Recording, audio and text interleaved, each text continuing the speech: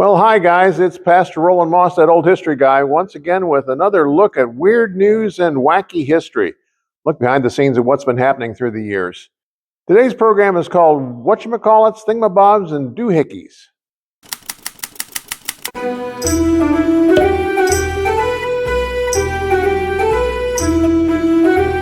In fine shoe stores, the clerk will pull on a fancy metal measuring device with a sliding doodad that rests against the ball of your foot and has measurements marked on it.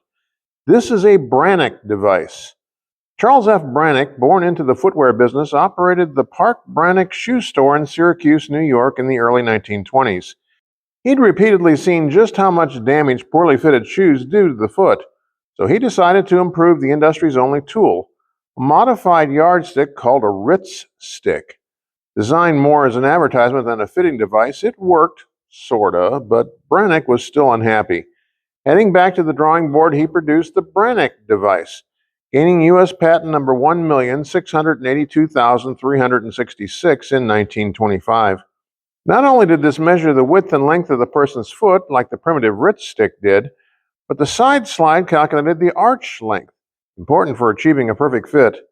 Best of all, it could be used on either foot simply by turning it around. Although Charles passed away in 1992 at age 89, the devices, still made of sturdy metal and never plastic, roll out of the plant in Liverpool, New York. Properly fitted footwear is still Brannock's priority number one. And another whatchamacallit news, we have clocks built into our phones, our cars, and our technology. But how did people tell time before clocks were invented? Did they just show up late or not at all for important meetings? Before mechanical clocks were invented, there were candle clocks. These are wax cylinders of a consistent size and density marked with lines to indicate the passage of time. These provided a surprisingly accurate indication of the time of the day or night, indoors or when a sundial couldn't be used. Lanterns protected them from stray breezes that might affect how fast they burned. The earliest reference to this rudimentary timekeeping device is a 520 AD Chinese poem by Yu Jiangu. Similar designs were widely employed in Japan until the 10th century.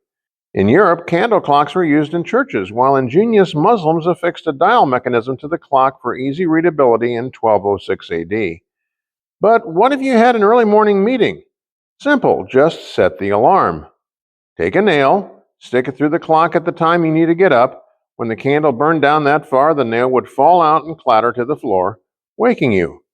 Sorry, there were no snooze features on candle clocks. And let's pause to say hello to the Smith family. The success of the TV show Forged in Fire has brought smithing back into popularity literally around the world. From earliest days, smiths were highly respected for being able to create the tools needed for warfare, farming, manufacturing, and home life. But few know how pervasive the culture of shaping metal is in our culture. The name Smith has long passed from just an occupational description into a personal name.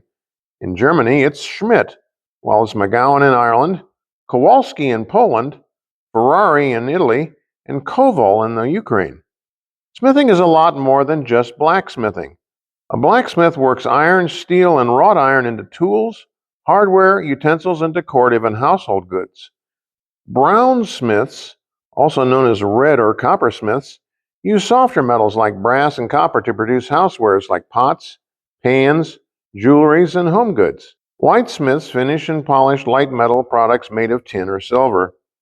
There are also highly specialized smiths like bladesmiths, makers of knives and swords.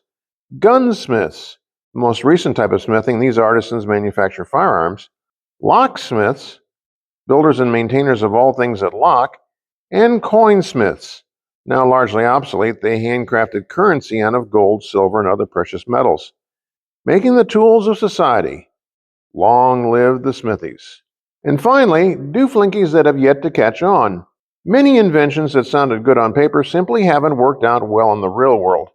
Just consider the baby patting machine, a motorized doodad that gently pats juniors behind. Sunbathers' toe rings that keep toes apart for a nice even tan. The forget-me-not, an alarm for guys with open zippers. ID dentures, your address affixed to your teeth so you can't lose them. Well, you get the idea. One dubious development in the world of healthcare was the rocking bathtub. Patent 643,094, dated February 6th of 1900, was issued to Pittsburgher Otto A. Hensel for the rocking or oscillating bathtub. Its goal was to provide restorative hydrotherapy in hospitals, sanitariums, and other institutions, as well as private residences. At the time, water treatments were thought to be the remedy for all kinds of ills. The Niagara Wave and Rocking Bath used the wild enthusiasm of the day over daredevils going over the falls as an advertising ploy for its device. Simply fill the sheet metal contraption with tempered water, climb in, and start rocking. The Jersey company promised all the benefits of sitting in the ocean, plus improved circulation. When taking the water went out of vogue, rocking bathtubs sloshed away as well. And that's about all the time we have for this episode of Weird News and Wacky History. A look behind the scenes at what's been happening throughout history. I'm Pastor Roland Moss, that old history guy, hoping that all your history may be just a little bit weird.